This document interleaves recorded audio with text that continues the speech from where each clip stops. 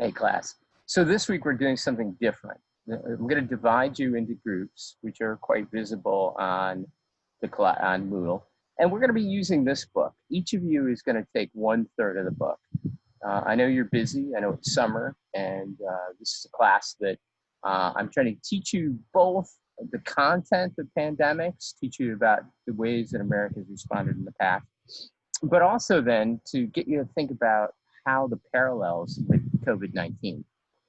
I also want to teach you how to do group work. And so this week, you really need to figure out how you're going to do your presentation. Are you going to come together? Are you going to use something like a PowerPoint? Or are you going to do something like a short video? You can decide. You could even do like a podcast. The key is that you need to share this with the rest of the class. You have to basically break down that part of the book so that the rest of the class can understand what's in it. But you need to put only the salient details. You don't need to give this long, detailed, this happened, that happened. Think about how you would break this down or analyze it, and then how you put it back together in a much more simple framework so the students would understand it. Basically, you're going to be teaching the rest of the class, and this is going to be a really important moment for you, and I'm looking forward to seeing how you're going to do it.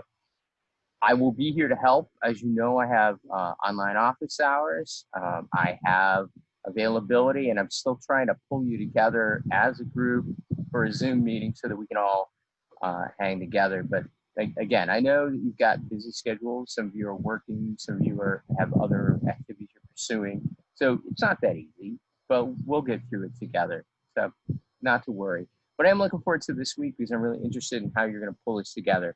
Again, the main thing you're doing this week is you're going to be working on Charles Rosenberg's The Cholera Years, written in 1962. Some of the archaic language that you might not see before, but still beautifully written, easy to understand.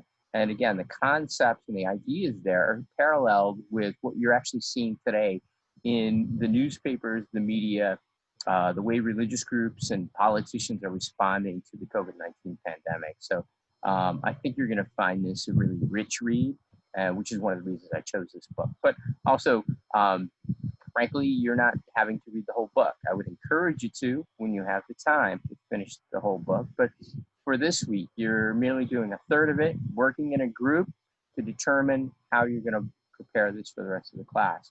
And again, somebody should be sort of in charge. You should elect somebody to take the lead on this. You should also make sure that everyone's participating as equally as possible.